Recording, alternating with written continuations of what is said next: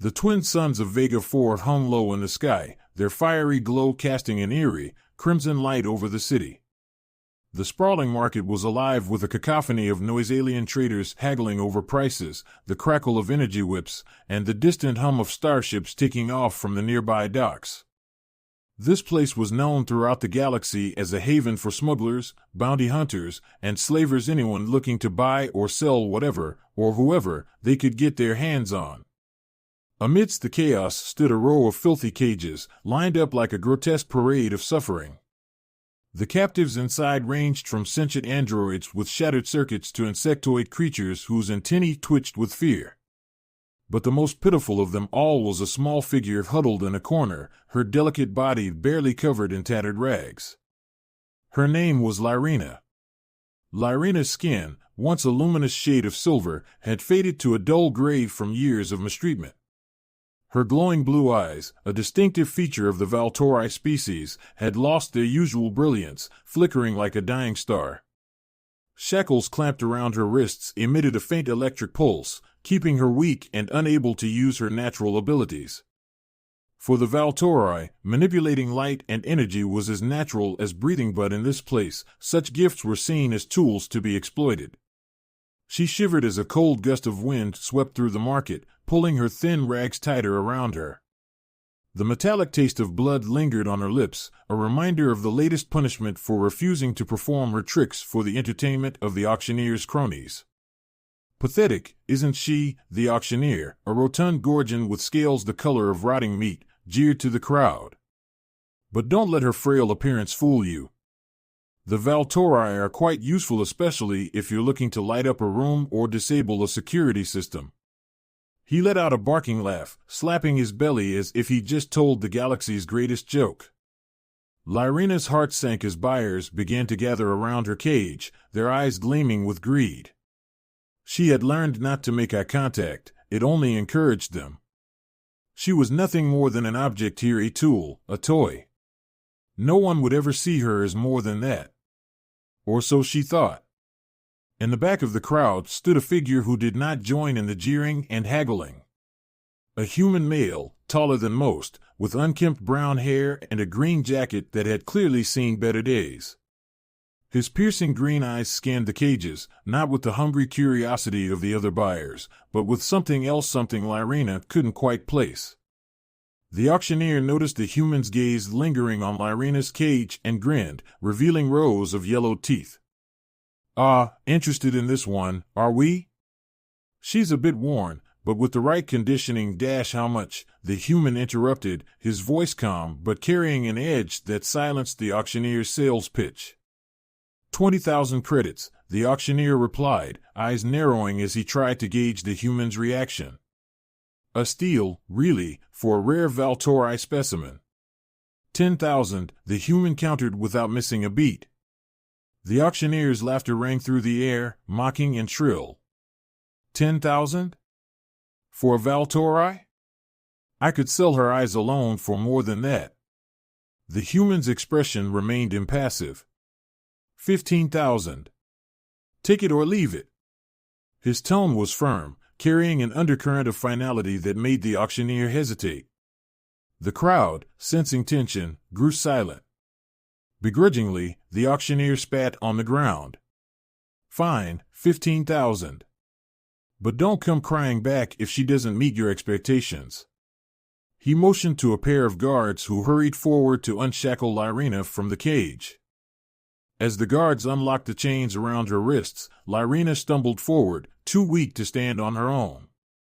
The human reached out, catching her before she fell. His touch was surprisingly gentle, and for a moment, Lyrena was too stunned to react. In all her years of captivity, no one had ever touched her with anything other than cruelty. "You're safe now," he murmured, his voice so soft that only she could hear. "I promise." Lyrena stared up at him, her glowing blue eyes wide with disbelief. She had heard promises before, empty words from slavers who only wanted to squeeze the last bit of usefulness from her. But there was something in the way he said it, something that made her want to believe him. As they made their way through the crowded market, Lyrena leaned heavily on the human's arm, her legs trembling with exhaustion. The other traders watched them go, some muttering curses at the human for getting a bargain while others merely laughed at the sight of the broken Valtori. Once they were clear of the market, the human led her down a narrow alley to a waiting hovercraft. He lifted her into the passenger seat with surprising ease, careful not to hurt her. As they took off, Lyrina turned to him, her voice barely a whisper. "Why," she managed to ask. "Why did you buy me?" He glanced at her, his eyes softening. "The name's Elias Rohn," he said, piloting the craft with one hand while reaching for a canister of water with the other. He held it to her parched lips, and Lyrina drank greedily. "And as for why, let's just say I've seen enough suffering in this galaxy. I'm not looking to add to it." Lyrina's mind raced as she tried to understand this strange human. No one had ever treated her with anything close to kindness. "But, what do you want from me?" Elias sighed, his expression turning distant for a moment. "I want you to rest," he said. "You've been through enough." He turned his attention back to the controls as they flew over the outskirts of the city, leaving the market and its horrors behind. Lyrina slumped back into her seat, exhaustion finally catching up with her. For the first time in years, she allowed herself to relax, even if only for a moment. As the hovercraft sped toward the docking bay, where a weathered freighter awaited, Lyrina couldn't help but wonder if this strange human's kindness was a cruel trick. But for now, she was free of her chains. For now, there was hope. The ship came into view, its name reclamation painted in fading letters on its hull. To Lyrina, it was more than just a ship. It was a promise. The promise of a new beginning. The hum of the hovercraft's engines faded as it docked in the small, dimly lit bay of the freighter. The ship was old, a patchwork of mismatched metal plates and exposed wiring, clearly modified and repaired more times than its original creators had ever intended. Yet, to Lyrina, it was the most beautiful sight she'd seen in years. It wasn't a cage. It was a promise of escape. Elias powered down the engines and turned to Lyrina, who still sat stiffly in the passenger seat, her fragile frame tense and alert. "Welcome to Reclamation," he said with a small smile. "It's not much, but it's home." Lyrina's eyes flickered with a mixture of exhaustion and confusion. She had been in countless ships before, transported from one master to another, but this one felt different. The air inside wasn't heavy with the stench of fear and desperation. Here, there was only the scent of engine oil, worn leather, and something warm, almost comforting. Seeing her hesitation, Elias extended his hand. "Come on, let's get you inside. You'll be safe here." Lyrina stared at his hand, half expecting him to strike her. When he didn't, she slowly reached out, her fingers trembling as they brushed his palm. Elias gently helped her out of the hovercraft, careful not to rush her. Every movement was deliberate, patient. For someone who had spent her entire life being yanked around, this simple act of kindness was jarring. The ship's corridor was narrow, illuminated by flickering lights overhead. Pipes and wires crisscrossed the ceiling, and the walls were covered in scratches and dents, evidence of countless battles and near escapes.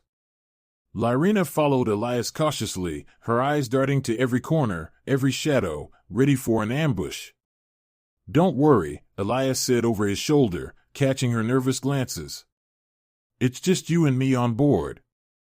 He led her to a small mid-bay at the end of the corridor. The room was cramped but clean, with a single examination table and shelves lined with various medical supplies. "Sit here," Elias instructed gently, helping her onto the table. Lyrina winced as her bruised legs protested, but she did as he asked. Elias began rummaging through the cabinets, retrieving an assortment of tools and ointments.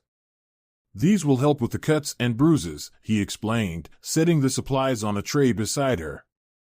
"I'm no doctor, but I've patched up my fair share of wounds." Lyrina watched him warily, every muscle in her body coiled like a spring. Years of mistreatment had taught her that no act of kindness came without a price. She flinched when he reached for her arm, but he paused, his green eyes meeting hers with an expression she couldn't quite decipher. "I'm not going to hurt you," he said quietly. "But if you'd rather do it yourself, I can give you the supplies and step outside." Lyrena stared at him, searching for any hint of deceit. But all she saw was a tired man who, for some inexplicable reason, seemed to genuinely care about her well-being. Slowly, she shook her head, allowing him to continue. Elias worked in silence, dabbing ointment onto her bruises and wrapping her cuts with careful precision. Lyrena's skin, sensitive and delicate, tingled under his touch, but it wasn't the sharp sting of pain she was used to. It was comforting. As he worked, she studied his face's rough stubble, the lines etched into his forehead, the faint scar across his right cheek. This was not the face of a slaver. This was someone who had seen his share of battles, yet his eyes were not hardened with cruelty. They were softened by something else entirely, regret, perhaps, or a deep, unspoken sadness. "You're not like the others," she found herself whispering, the words slipping out before she could stop them. Elias paused, his hands hovering over a particularly deep cut on her shoulder. For a moment, he seemed lost in thought.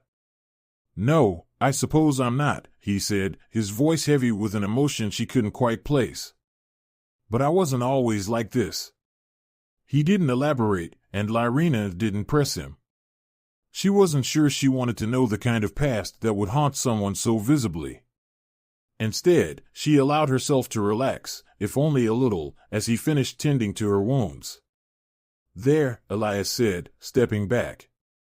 "That should help. I've got some nutrient packs you can eat, and there's a spare cabin you can rest in. You look like you could use it." Lyrena blinked in confusion. A cabin? For me?" Elias nodded. "Yeah, it's not much, but it has a bed and some clean clothes. I can't imagine you've had a good rest in a while." Lyrena couldn't remember the last time she'd slept in a real bed. For years, she had been curled up on the cold floors of cages and cells, catching what little sleep she could between bouts of torment. The idea of a bed, soft, warm bed felt like a dream, a cruel illusion that would vanish the moment she reached for it. But Elias wasn't rushing her. He simply stood there, waiting for her decision, treating her not as property but as someone with a choice. And that, more than anything else, unsettled her. In her world, choices were a luxury she had never been allowed. Finally, she nodded, her throat too tight to speak. Elias gave her a small, encouraging smile and led her down another corridor to a tiny cabin. It was barely larger than a closet, with a narrow bed against one wall, a small table, and a shelf stacked with faded books and old trinkets. It was simple, but to Lyrena, it was paradise. "These are yours," Elias said, gesturing to the neatly folded clothes on the bed. "I'll leave you to rest. You've had a rough day." As he turned to leave, Lyrena reached out, her fingers brushing his sleeve. "Why are you doing this?" she asked, her voice barely a whisper. Elias paused, his back to her, shoulders tense. For a moment, she thought he might not answer. But then he turned around, his eyes meeting hers with that same haunted look she had seen before. "Because I know what it's like to be trapped," he said softly. "To feel like you'll never escape.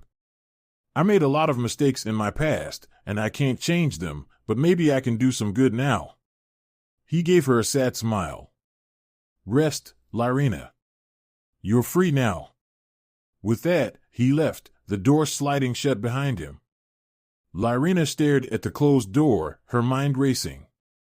Free? What did that even mean? She had been born into chains, lived her entire life under the control of others. The idea of freedom was as alien to her as the stars she had only ever seen through the bars of her cage. But as she lay down on the soft bed, her eyes fluttering shut for the first time in what felt like an eternity, she realized something. For the first time in years, she wasn't afraid of what the next moment would bring. For the first time, she allowed herself to hope.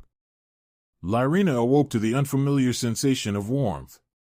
Soft light filtered through the small porthole of her cabin aboard the reclamation. The sheets, though worn, were clean and smelled faintly of lavender and unexpected luxury. For a moment, she lay still, letting the realization wash over her. She was free. No chains. No harsh voices shouting orders. But as the memories of her past flooded back, that brief moment of peace was shattered by a pang of distrust. What did Elias Roon truly want from her? She had learned the hard way that freedom always came with a price. A knock on her cabin door pulled her from her thoughts. The door slid open, revealing Elias standing there with a tray of food. "Good morning," he said, offering her a genuine smile. "I thought you might be hungry." Lyrena nodded slowly, her eyes darting between the food and Elias. She hesitated before taking the tray, her instincts still warning her that kindness was a mask hiding cruelty. But when she took a hesitant bite of the warm bread, her stomach clenched with hunger, and she couldn't stop herself from devouring the rest. Elias watched her with a mixture of pity and something else she couldn't quite identify. "I need to head to the cockpit to check on our course," he said, keeping his tone casual. "Feel free to explore the ship. There's not much, but it's home." As Elias turned to leave, Lyrena blurted out, "Where are we going?" He paused and looked over his shoulder. "There's a colony on the edge of the Osan Nebula," he replied. "They've been known to offer asylum to refugees and others who need a fresh start." Lyrena's eyes narrowed. She had heard of the Osan Nebula, a vast, lawless region where the Galactic Coalition's influence was weak. A perfect place for slavers to hide or re-establish their trade. "Why help me?" she asked, the question gnawing at her insides. Elias sighed, his gaze growing distant. "Because, once, someone helped me when I had no one else," he said, a hint of pain in his voice. "I can't change my past, but maybe I can make up for it." Without waiting for a response, he left, leaving Lyrena alone with her thoughts. She wanted to believe him, but years of betrayal had taught her to be cautious. Yet, a part of her, a small, fragile part, yearned to trust him. She had no choice but to follow his lead, at least for now.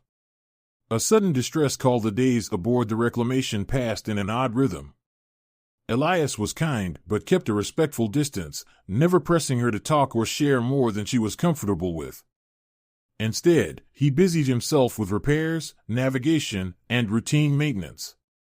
Lyrena found herself wandering the ship's narrow corridors, gradually becoming accustomed to her new surroundings. But just as she was beginning to adjust, the delicate balance was shattered. On the third day, as Lyrena stood in the small observation deck watching the swirling colors of distant nebulae, the ship's comm system crackled to life with a shrill alarm. "Incoming distress call," a robotic voice announced. "Location, Asteroid Colony Alpha 9, Sector X4. Elias' footsteps pounded down the corridor as he sprinted to the cockpit. Curious and worried Lyrena followed closely behind. Elias was hunched over the console, his eyes scanning the data on the screen. "It's a distress signal from a nearby colony," he muttered to himself.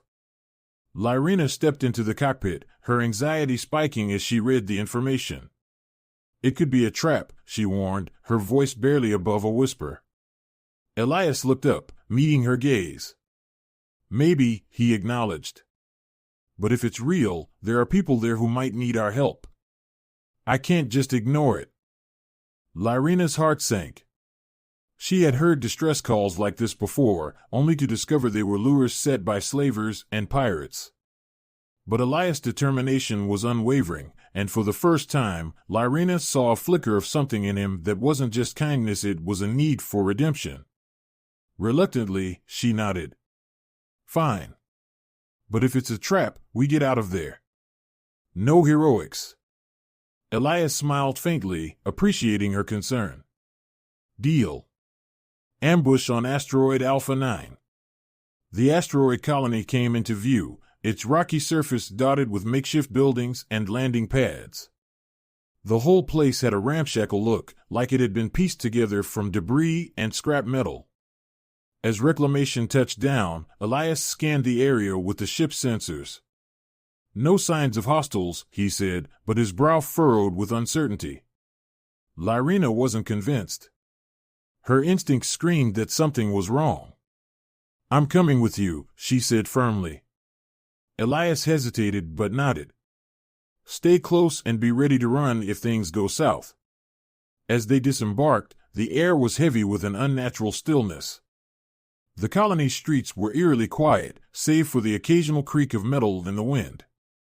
It looked abandoned, yet the distress signal was still broadcasting. Something's not right, Elias whispered, his hand resting on the blaster at his hip. Lyrina stayed close behind him, her senses heightened. She could feel the faint hum of energy fields in the air. Something was hidden here, lurking just out of sight. Suddenly, a loud clatter echoed from an alleyway to their left. Before they could react, the ground beneath them exploded with a burst of light. Lyrina's vision went white as an electromagnetic pulse swept over them, frying the ship's communication system and scrambling her own energy senses.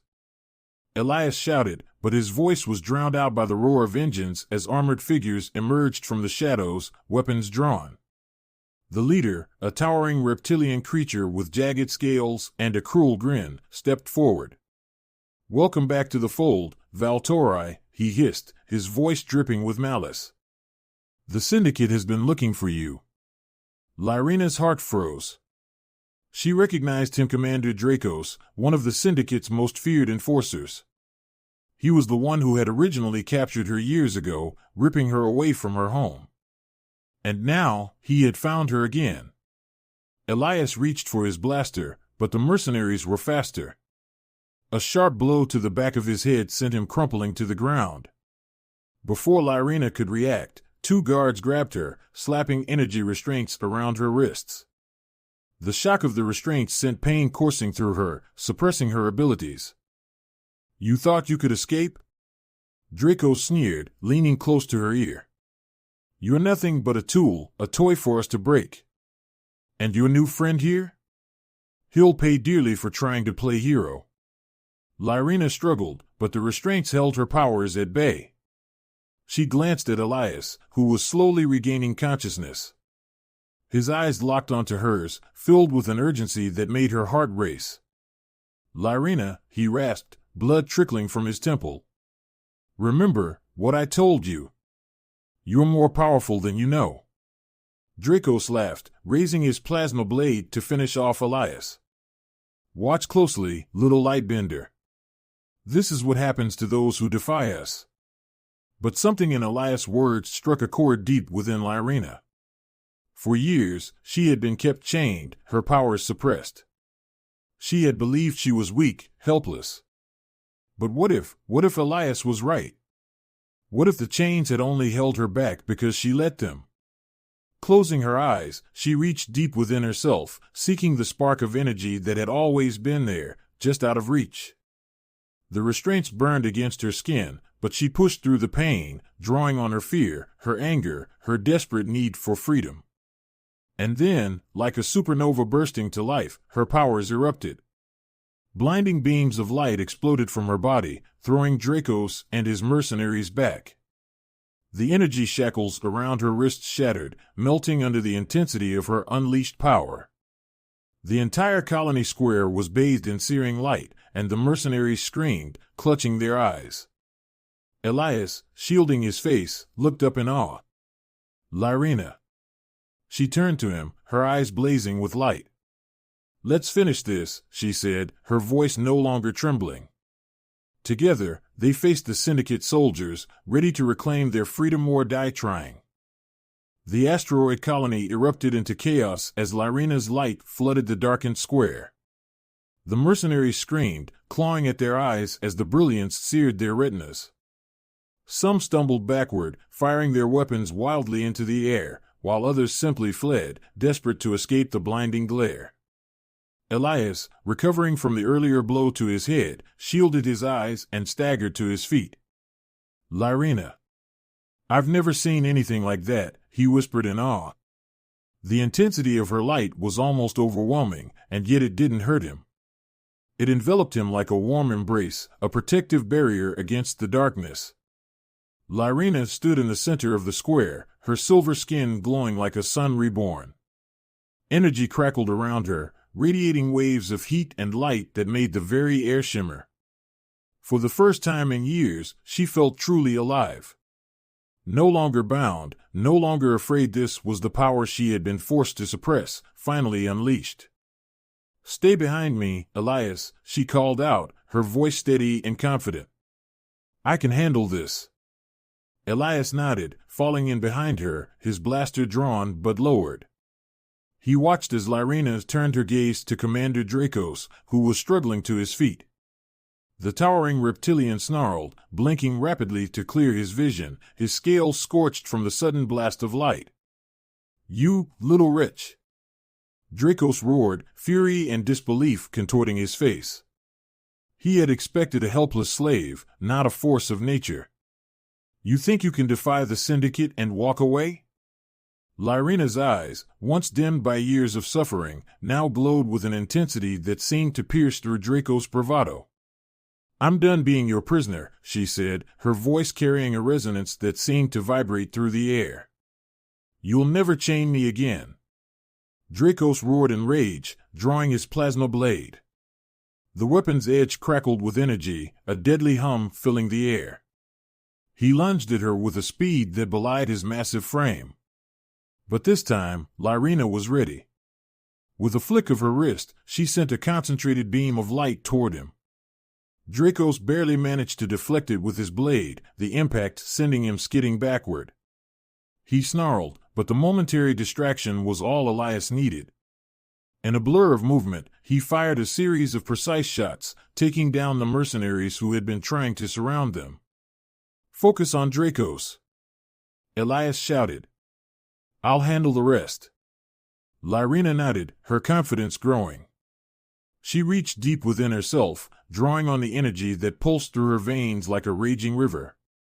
The light around her grew brighter, her aura expanding until it enveloped the entire square. Dracos hesitated, uncertainty flickering in his reptilian eyes as he realized the extent of her power. "You think light can stop me?" Dracos spat, charging forward with his plasma blade raised high. But Lyrina wasn't merely wielding light, she was the embodiment of it. As Dracos closed the distance, she raised her hands and unleashed a torrent of energy that blasted him off his feet. The force of the blast sent Dracos crashing into a nearby wall, his plasma blade clattering to the ground. The commander struggled to rise, but his movements were sluggish, his scales scorched and smoking. Lyrina walked toward him, her eyes blazing like twin stars. "I should have killed you when I had the chance," Dracos growled, blood seeping from a cut above his eye. "You'll pay for this, Valtori. The Syndicate never forgets." Lyrina paused, her gaze icy. "No, Dracos. It's you who will pay." She raised her hand, a sphere of pure light forming in her palm, growing brighter and brighter. For a moment, she considered ending him right there, erasing the monster who had tormented her for years. But then, a hand gently touched her shoulder. It was Elias, his expression calm but firm. "You don't have to become like them," he said quietly. "Let him face justice." Lyrina hesitated. The rage that had fueled her was slowly ebbing, replaced by something else, a desire to be free, truly free, not just of her chains but of the darkness they had forced into her heart. She lowered her hand, the sphere of light dissipating. "Take your mercenaries and leave," she said, her voice steady. "If I ever see you again, I won't show mercy." Draco stared at her, his eyes wide with shock. He opened his mouth to retort, but Elias stepped forward, aiming his blaster squarely at the commander's chest. "Go. Now." Draco snarled but knew he was beaten. With a growl of frustration, he signaled to the few remaining mercenaries, and they retreated, dragging their wounded with them. The Syndicate forces quickly scrambled to their ships, engines roaring as they fled the asteroid colony. A new beginning. As the dust settled, the square was eerily silent. Lyrina let out a long breath, the glow around her dimming until it vanished entirely. She swayed on her feet, the energy she had expended leaving her drained. Elias was at her side in an instant, steadying her with a strong arm. "You did it," he said softly, a proud smile on his face. You're free. Lyrena looked around, her heart pounding in her chest. The colony was still and empty, but for the first time, she wasn't afraid of what might be lurking in the shadows. She was the light now, and she could chase away the darkness. Thank you, she whispered, turning to Elias. For everything. Elias shook his head, his expression growing serious. No, Lyrena. I should be thanking you. You saved us both. He paused, steadying her. What will you do now? You're free to go wherever you want. Lyrena looked up at the star-filled sky, her heart filled with possibilities she had never dared to dream of before. For so long, she had been running, surviving. But now, she had a choice. I don't want to run anymore, she said slowly, her voice firm. I want to help others like me, those who are still trapped, who still believe there's no way out. A smile spread across Elias' face. You know, I could use someone like you on Reclamation. There are plenty of people in this galaxy who need saving, and I can't do it alone. Lyrena met his gaze, a flicker of hope igniting in her chest. Are you offering me a place on your crew? Elias nodded. Not as a passenger. As a partner. Lyrena felt a warmth she hadn't felt in years, a sense of belonging. I'd like that, she said softly.